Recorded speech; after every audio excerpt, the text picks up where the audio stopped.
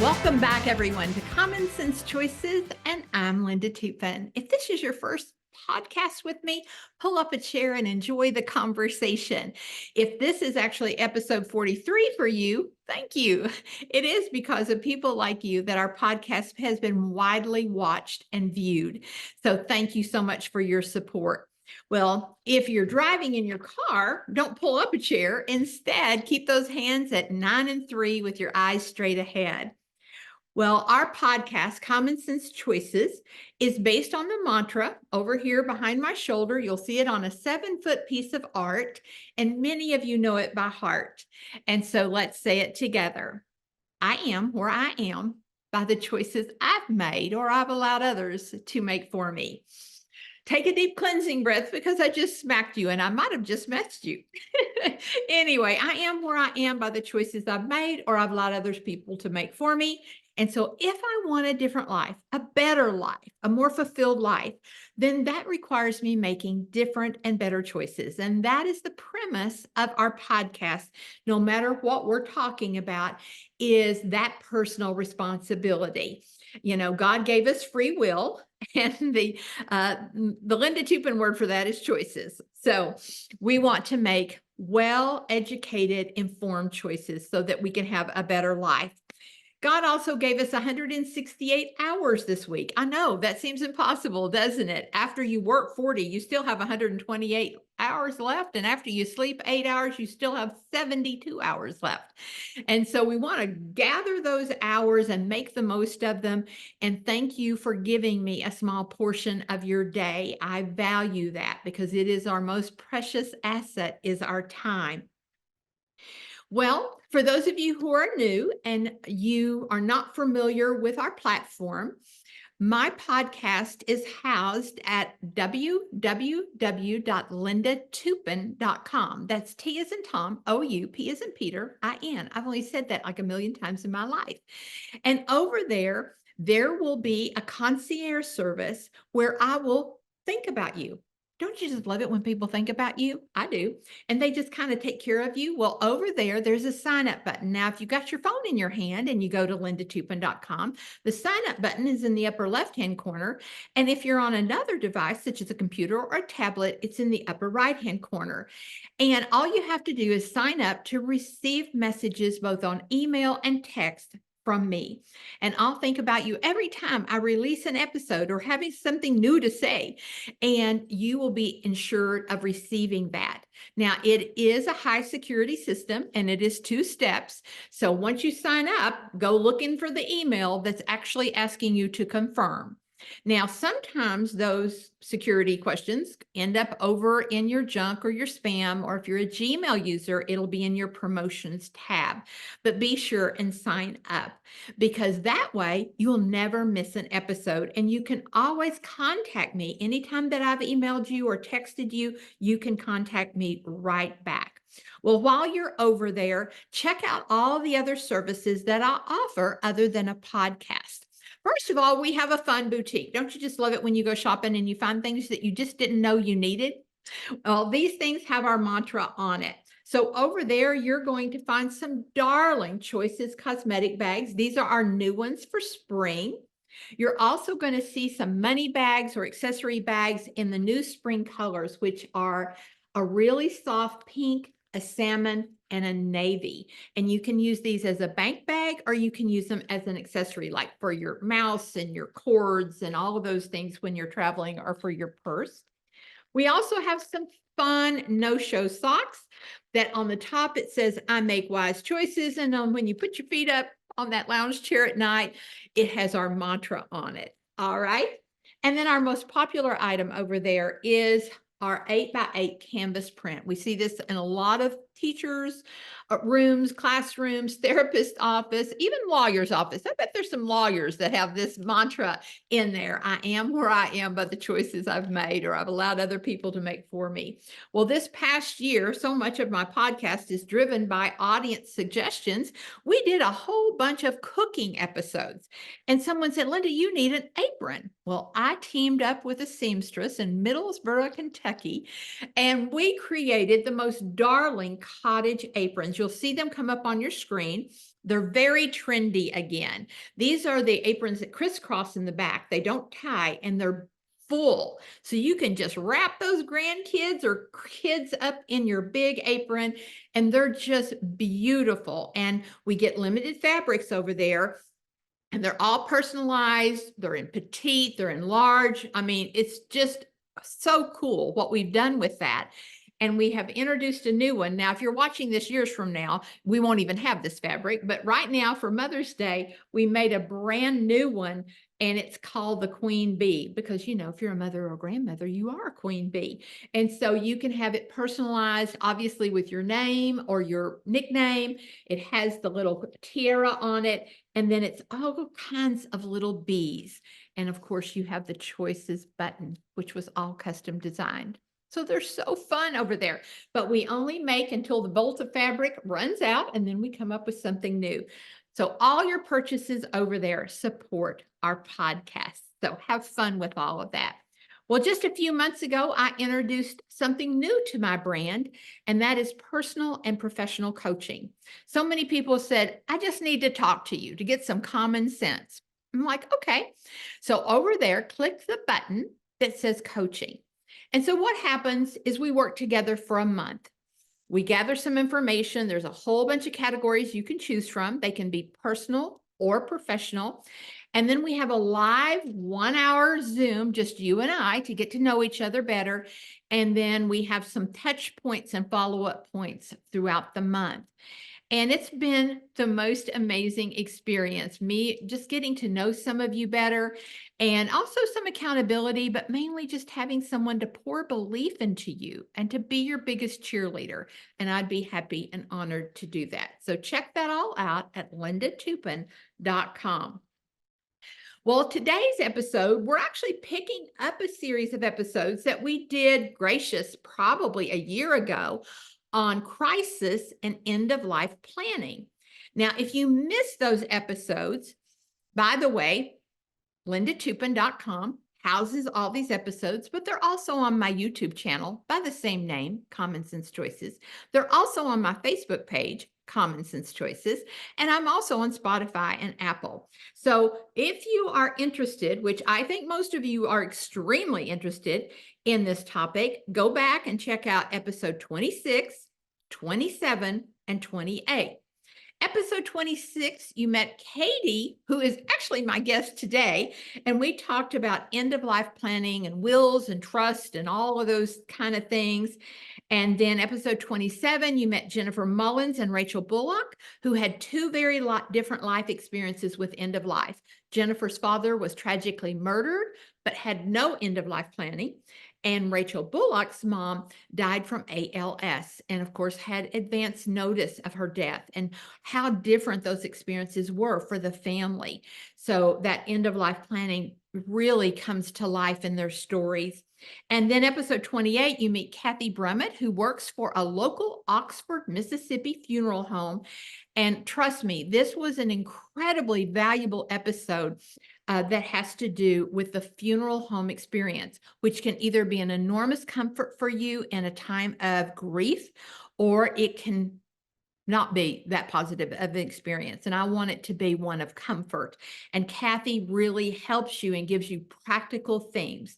And I know my mom watched that episode. Many of you who know me well know that I am blessed to still have my parents here in 2024, even though they are in their 90s. And my mom went right after listening to Kathy's episode down to the funeral home to take care of all the arrangements. So, you know, what a blessing that was for me and my brothers. Well, to catch us up and why we are talking to Katie today again is because, you know, it's one thing to do these episodes and kind of live at third party, and it's a different thing when you get thrown headlong into the world of end-of-life planning.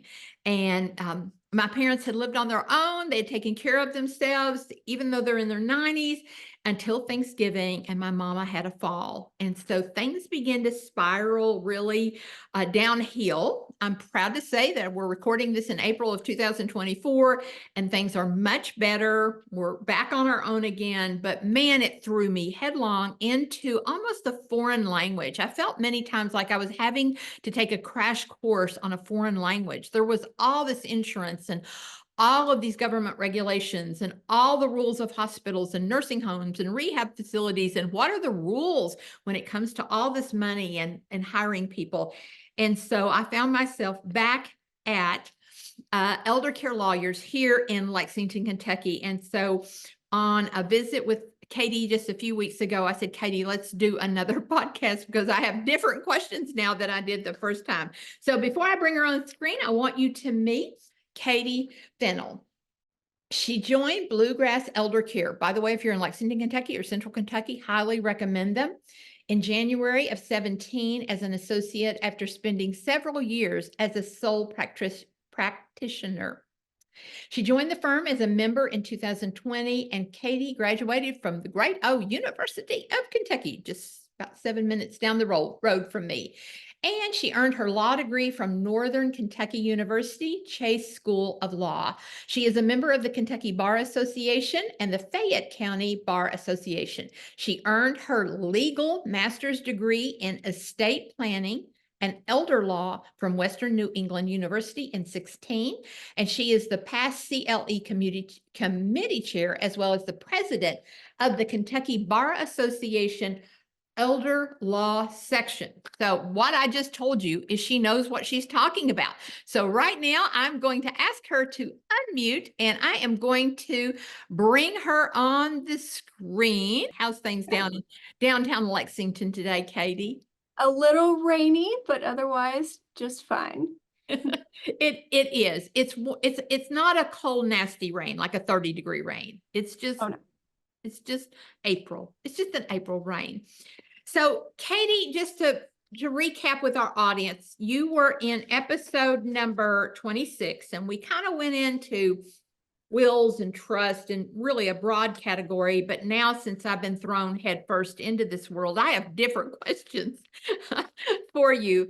So I think the first one is, why should my audience consider looking into and hiring a specialist such as an elder care lawyer versus just that person out there who will do their will or even their trust? Right. Well, so all lawyers are different. There are a lot of attorneys out there that are what we call general practitioners that do a little bit of everything. They're more common in smaller towns where you can't focus your practice in one area of law specifically and still make it through full time. Right.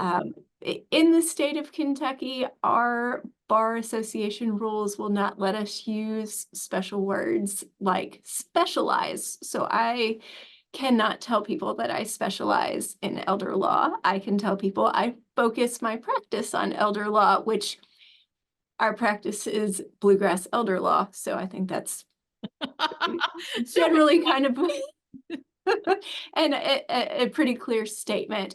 But when I'm talking to people about elder law, it's different than estate planning. And there's a huge overlap in it. Estate planning is planning to transfer someone's assets from this generation to the next. Elder law is more taking care of the person in their older years. And so, yes, the concern might be to make sure your family inherits things when you pass away. Absolutely a concern. But my concern is generally who's going to take care of you when you're unable to take care of yourself. And there's so many moving parts to it that a lot of elder care or elder lawyers don't do anything other than this particular area and kind of the associated things around it, like probate and guardianship, things like that, because it's just too much knowledge to retain. I jokingly tell people that you are welcome to call me if you get arrested, but I don't know how to get you out of jail. And I don't know how to get you divorced. I haven't done a divorce in years. I would send you to somebody else that focuses their practice in that area and has many cases in that area and is up to date on all of the laws. It's just very hard to stay up to date on everything all the time. Well, I can vouch for you because I have messaged you twice in the past year. Once I was needing a land contract on some land that I was purchasing and with a relative, and then the other one was a prenuptial agreement. And you're like, okay, that's not my area. So you gave me places that I could call. So, when we think about, and I love that there are people, and we won't call them specialties because you're not supposed to, but people who focus on Mhm. transferring wealth and assets. And that's not necessarily the same as taking care of someone as they get older. Correct. And now, elder lawyers, we do that too. So for clients, we're doing things like powers of attorney, wills, trusts, things like that. But we're talking more about how are we going to pay to take care of you when you're older? Who's your person? If you aren't going to be able to pay your bills or make your own medical decisions, who's your person? Who's going to do that? Who's your emergency call? Who's the one that you know is going to show up when you need them?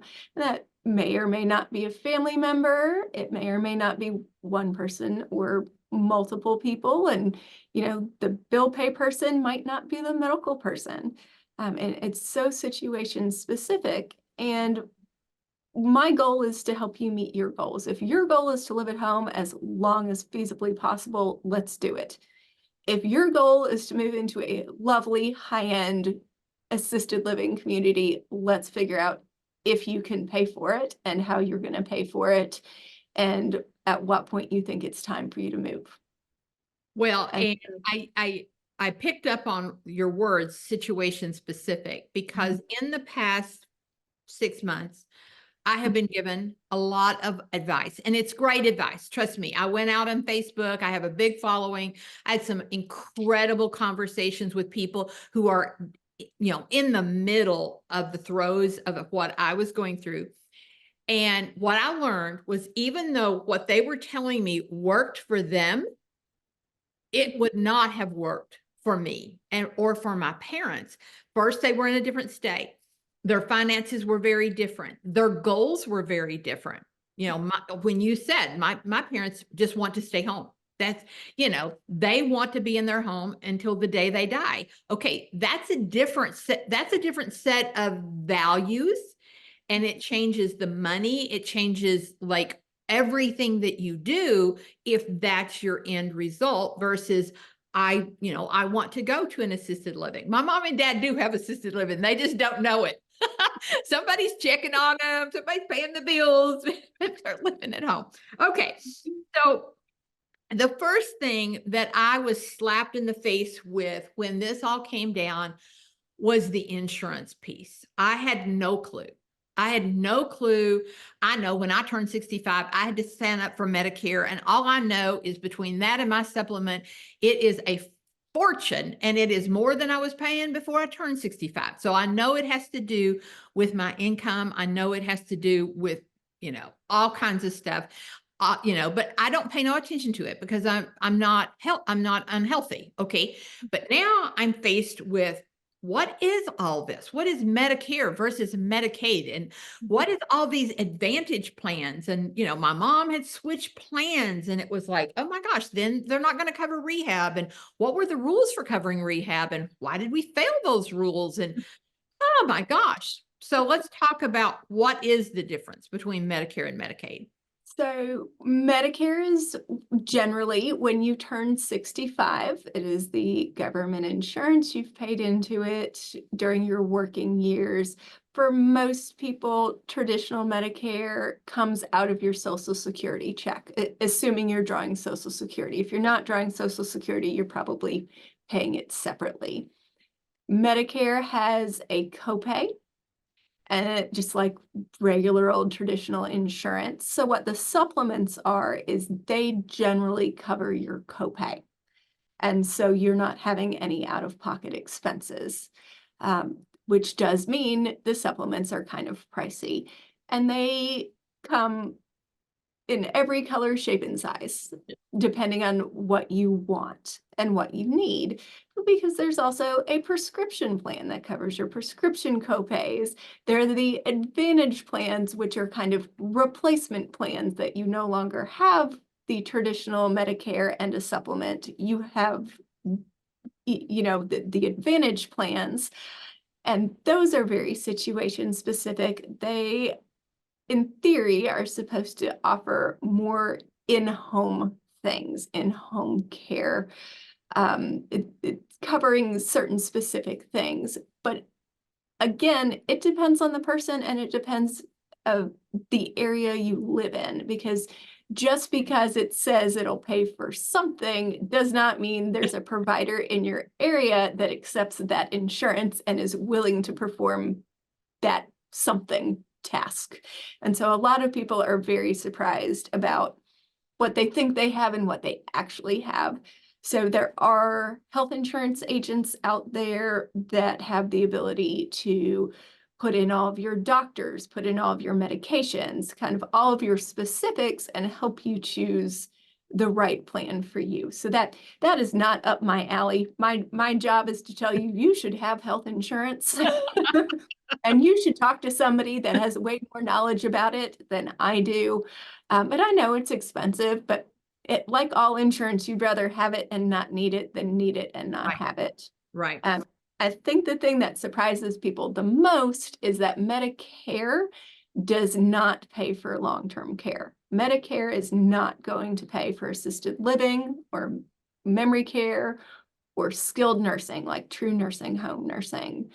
Now, Medicare will pay for some rehab. So if you go into the hospital and whether you fell and broke something and need rehab to get you back on your feet, or maybe you had some surgery, and you know, the older you are, kind of the longer it takes to get back on your feet. So a lot of it is what I would call, as a non-medical person, physical therapy. So you've been in bed for 2 weeks, your muscles have atrophied, somebody needs to get you up and get you walking and doing all the exercises you probably don't want to do anyways.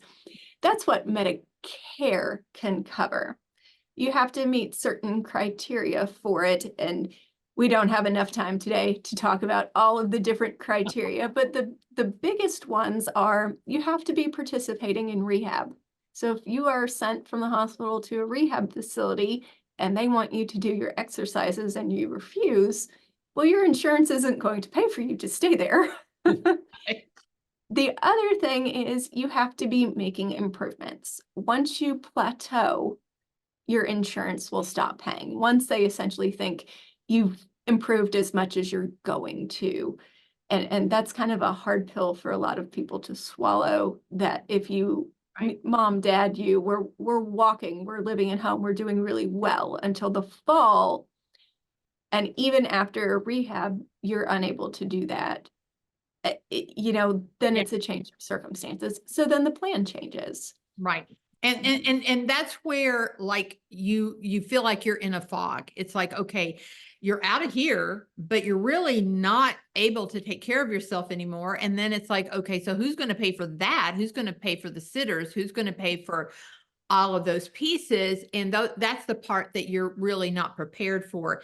So Medicare is, let's kind of make that segue then. So Medicare, and I'm sure I was in the group of people who didn't know, it does not cover nursing homes. It's not about long-term care. It's not about memory care. It's not about assisted living. That is something completely and totally different. And so let's move into what covers that. So those things, depending on the situation, is either private pay or Medicaid. And Medicaid is a federal program with state-specific rules. So a lot of the broad overview rules are the same in every state. The state-specific rules are different. So here in Kentucky, we're kind of an oddball state. And if you live in Kentucky, you wouldn't be surprised to hear that our rules are different than any of their surrounding states. And so when you go online and you Google things or you ask people their opinion or advice, you have to be really careful because Yeah. they might live in a different state. So Yeah. in the state of Kentucky, Medicaid will cover skilled nursing, which is nursing home nursing. Right. So in Kentucky, we don't have any technically nursing facilities. Here in Kentucky, they're called skilled facilities. And unfortunately, in Kentucky, there is no money in the Medicaid system for assisted living, and there's very, very little for memory care. And so little, I would tell people just not to count on it. And so it's situation specific. So if you need assisted living, it's going to be private pay here in Kentucky. If you are in one of our surrounding states, Medicaid might pay for it. Kentucky is different because the way we evaluate assets for qualification is different in Kentucky than the surrounding states. And a lot of people, when they think about Medicaid, have a lot of misinformation. And they say things like, Medicaid's going to take my house. Medicaid is going to make me do this. Medicaid's just health insurance. They don't make you do anything. You just have to fit in their guidelines for qualification. If you don't like their guidelines, then you can private pay and just not use the Medicaid coverage. It's like saying Anthem or Humana is going to come and take my house. They're not. It's just health insurance. A lot of people are more familiar with traditional Medicaid, which is kind of low income or single parent kind of Medicaid, just regular old health insurance. The long-term care is essentially a different insurance policy. And so you're applying for it separately. Even if you've been on traditional Medicaid before, you still have to apply for the long-term care coverage. Right. So, which becomes this, this catch-22 is the best word I would use to describe. You're kind of doomed if you do and doomed if you don't. Okay. So you're in a situation where you need skilled care or you need 24/7 help, but you've got to fit their rules. And if you don't fit their rules, then you're private pay. Well, their rules are you can't have any money. So it's like, okay, what I just said is okay, I can't have any assets and I can't have any money, so I might as well just give you my house. So anyway, now that's kind of a joke, but it's not. So let's go down this path, because this is where I met with you 5 years ago, and I don't believe in accidents. It was 5 years ago that you started talking to us about transferring assets out of our parents' name into our names. And I told you I wanted to purchase my parents' home so that they could get some income every month, and that would help them in these last years of their life. And so I did, and it was 5 years ago in November.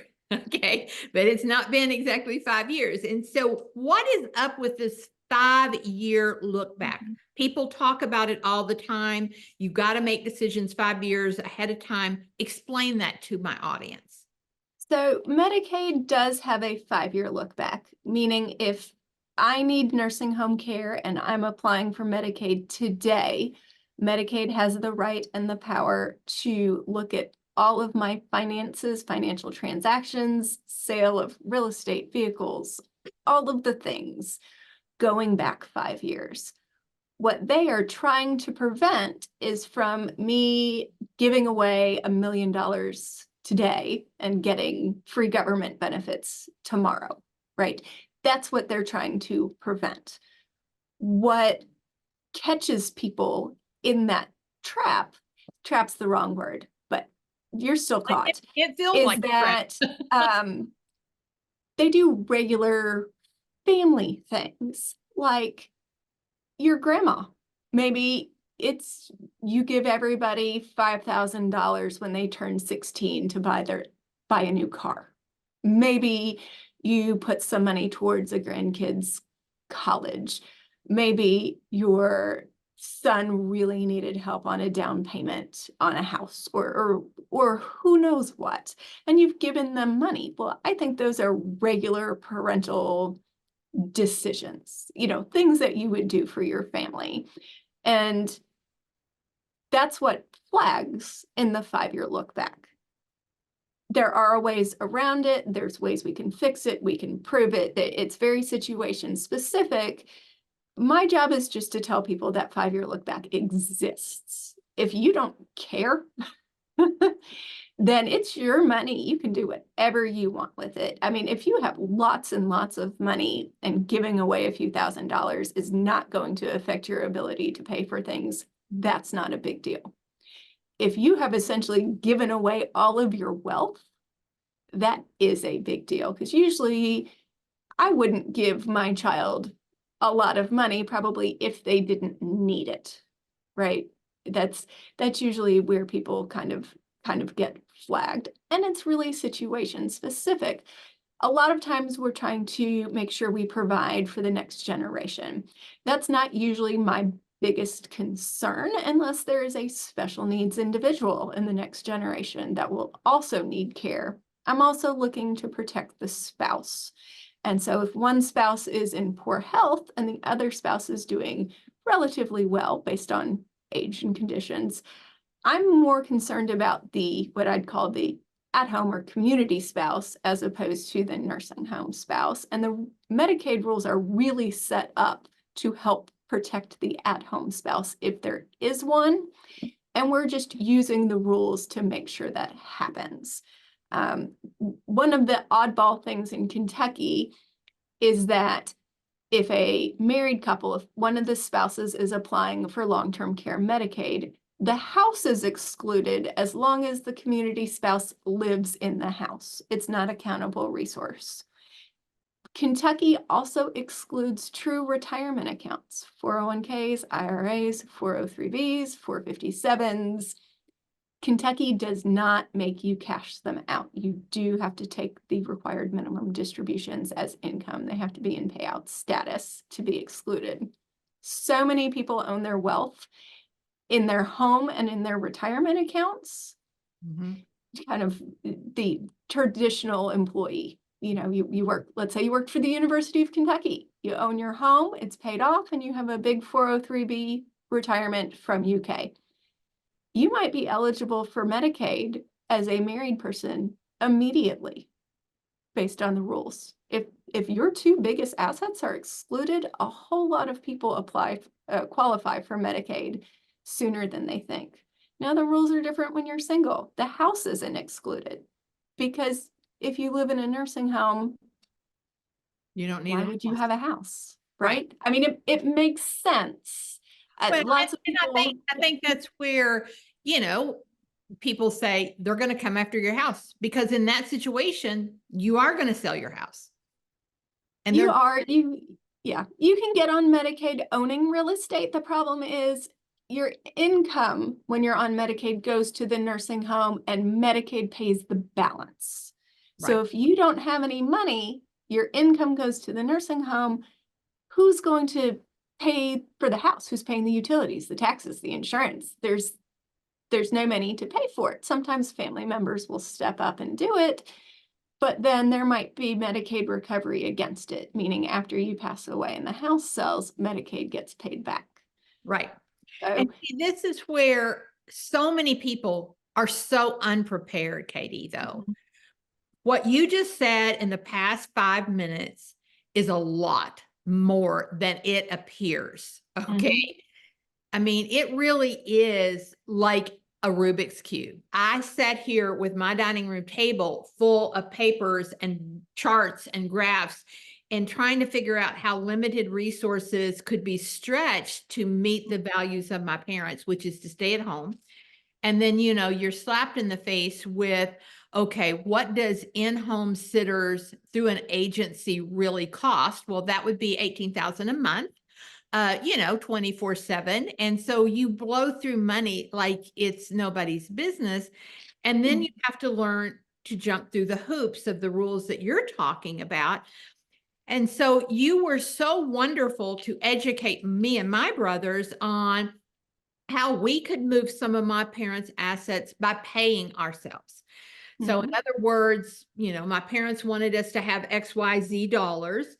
and we began to track every hour. So let's talk about the legality of, we had to fill out a government form that was Medicaid compliant, and we had to Mhm. track our hours so that we could start taking checks legally so that when we got to a Medicaid situation, they wouldn't come back on us. Let's talk about Right. This all kind of goes back to the 5-year look back. So you talked about in-home caregivers. They're expensive. They start non-medical around $30 an hour here in Lexington. And if they're medical caregivers, it goes up from there. That's a lot of money. a And a lot lot of of money. people just don't have that disposable income. And there are families like yours that the kids are absolutely amazing, that they have the time and the ability and the health themselves to step up and provide that care for their parents. Now, a lot of people do it for free. They don't have the money to do it or the time. But we've seen people where the kids have quit their job to go and help mom and really need the income. And so we hire them as the caregiver. I Right, mean, if the kid can't do it, you'd be hiring private caregivers right. anyways. Why wouldn't you pay your child? Because they're trustworthy. They're going to come into your home. Hopefully, they're not going to steal anything. They already know, your favorite snacks, how you like your bed fixed, kind of, all the things. And we can pay them, but we pay them like they're not your kid, where we track hours, we track time, we track activities. We have an actual contract Yes, we do. saying how much they make, the services they provide, and things like that. And we do that because of that 5-year look back. Because if you are providing 10 hours a day, 50 hours a week, that's a pretty good sized check, It's a even if it's a you're, big chunk of yeah, change. It's it's a a big chunk of change. And I want to be able to prove to the Medicaid office that you earned it, that your mom writes you a check every week for care for care. That's and right. not because she loves you as her favorite child. I Right. mean, that's what we're trying to prove. And we have a lot of kids that do it because, quite honestly, they need the money. They've totally earned it as compensation. But a lot of the kids kind of squirrel it away in their special savings account. And if mom runs out of cash and really needs something down the line, Right. then you would anyways. Right. Because I know you and I know your heart and I know you would anyways. And most of the people that I meet along the way would too. You have a little bucket of money Right.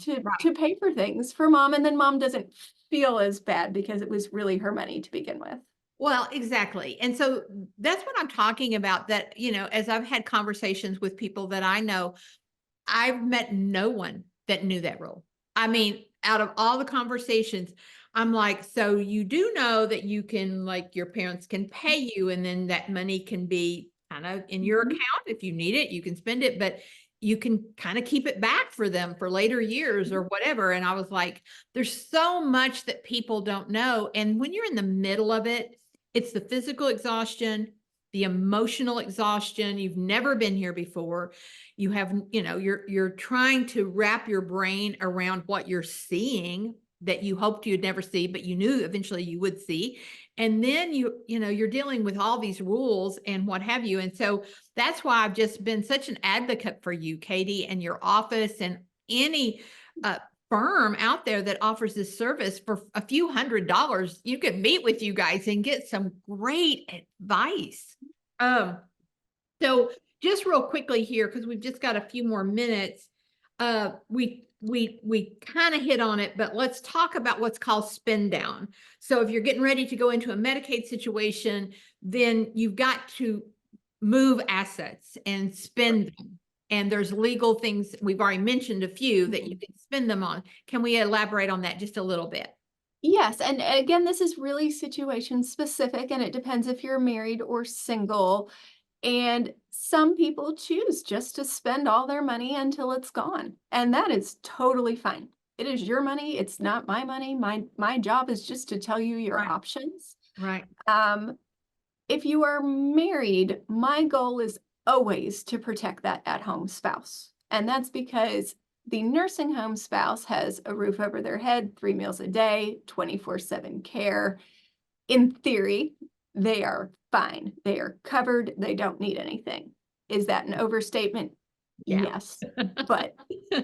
But hear me out. But also that at-home spouse is now living off only their income, because the nursing home spouses, for the most part, their income goes to the nursing home.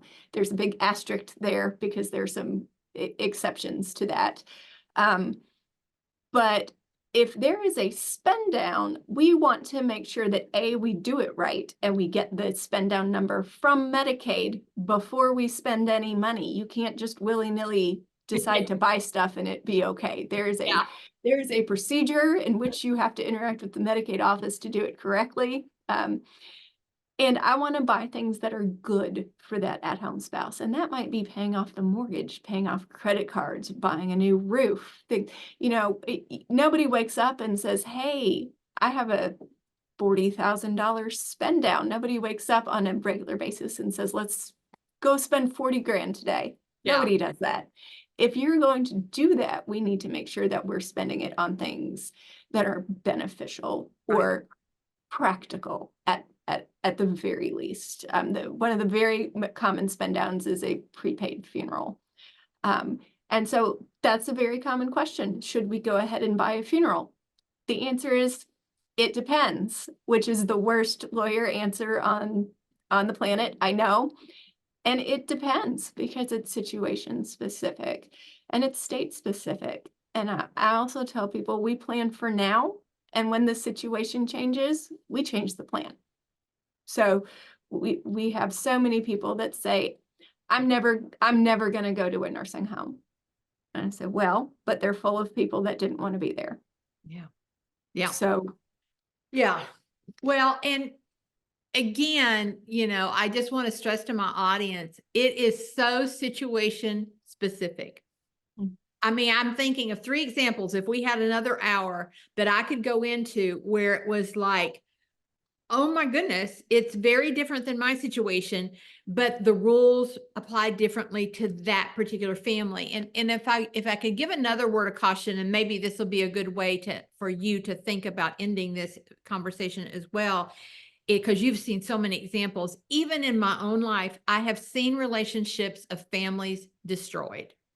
It either brings families together or it destroys them, because you're going to have siblings that are very involved, kind of involved, or don't want to be involved. And, that's okay as long as the person in charge has authority and everybody's okay with it. But when there are these situations that I've heard about, and it was not me and my brothers, this brought me and my brothers closer together, but I've heard so many stories, and it's like it destroyed relationships that after the parent was gone, people weren't even speaking to one another. And I was like, heavens to Betsy, please get your family to not a specialist, people who focus on elder care law and know what these rules are for your state, your family, and your situation. So what would be your words of advice to my audience, Katie? well, when we have new clients come in, I tell them, we're talking about you. I can't talk about everybody's situation all at once, but if you want your kids to come in and listen, as long as you're okay talking about your money, your income, your plans, this is very open and honest communication, that I need all of the details. And I tell people there's nothing you can tell me that I have not heard before. That's true. I'm pretty hard to surprise these days, but I am happy for everybody to sit in and listen. And we get some pushback of, well, my son just thinks we should give him the farm, or it was always the plan that he got the farm and we should just give it to him. I'm like, I understand. And if that's your goal, let's talk about it, but let's talk about it in a way that he understands the possible pitfalls of doing it that way. Yeah. And so, Yeah.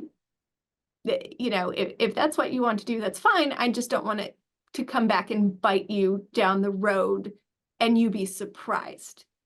I mean, if you still want to do it, at least I will know you will not be surprised when it doesn't go well. When it goes south.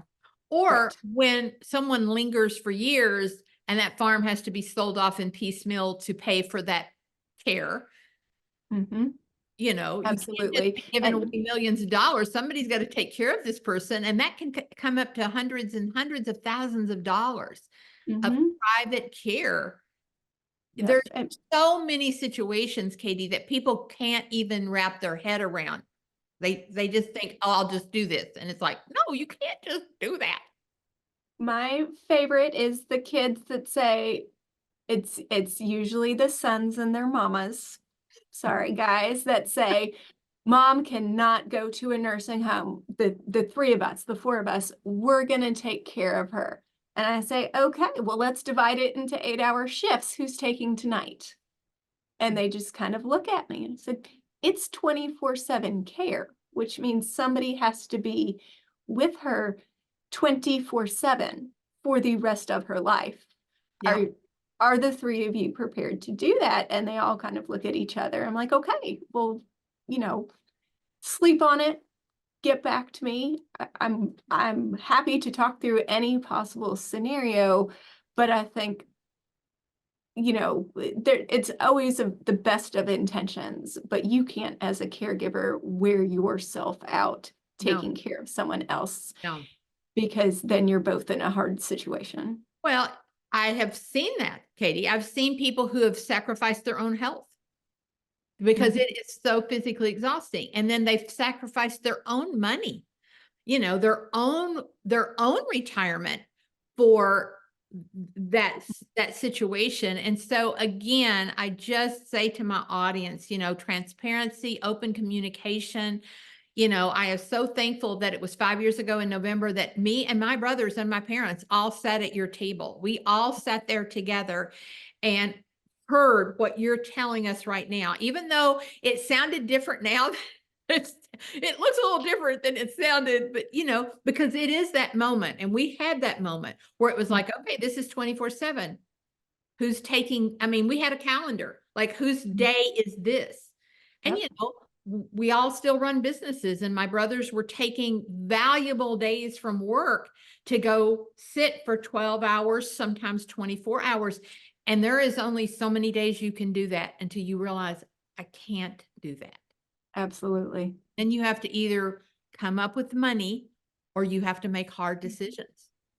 Mhm. And it's very specific again because if you were an only child, you can't do 24/7 for more than a couple of days. That's just not it's not good or healthy or reasonable. And I know you'd want to, but just Right. because you want to doesn't mean you should. Right. So, any parting words for my audience with regard to what we talked about today? Any advice that you would give them kind of to summarize? It's always a good thing to talk about with your loved ones. It's a really hard conversation. But I think maybe this podcast, if you approach it, I saw this amazing Linda Toupin podcast that maybe we should talk about to kind of start the ball rolling with family members. I mean, nobody really wants to talk about getting older or getting sick or passing away, and just talk about your feelings. And I know that's really hard, and I think it's on the kids end too, because I can say I am not a caregiver by nature. This is my Yeah. I mean I'm an attorney. I feel like I'm good at my job. I am not going to be good Nurse. at being at nursing a full care. I can do it. I love my fiduciary people. um, I also don't think it would be good for my relationship with my parents, No. but I know that. And I can say that they know that too. But that's why every family dynamic is different. But you have the opportunity to talk about it in advance, which I think is so much better than having to talk about it in a crisis or just have to make a decision, even though you never really talked about, what Right. somebody desires were in advance. And so, have a great family meeting, one of those maybe some chocolate and some snacks. It's not a great conversation, but I think it's a worthy one. Oh, absolutely. And And, you know, it doesn't have to be a horrible stage of life. I think that's the other piece that I would say is, you know, we look at it and we think, oh, that's just a really bad stage of life. It doesn't have to be. If it's thought through and people get along, it can be a rich time of life. And because everyone's making a decision based on their gifts and their skills. Like you just said, I already know. I'm not a nurse. Thank God for my sister-in-law who does this kind of stuff. And I just turn to her and I go, I am out of my element and I will forever worship the ground you walk on because you are good at this and I'm not good at this. And so, you know, I think a lot of it is that transparency and honesty about who we are and what we aren't. And it can be a very positive part of one's life if it's planned. Absolutely. All right. Well, Katie, thank you again. Tell us where you all are located here in Kentucky if someone would like to contact you. Absolutely. We are Bluegrass Elder Law in Lexington, Kentucky. We're downtown on North Mill Street. I have two lovely partners, Mary Patton and Amy Doherty.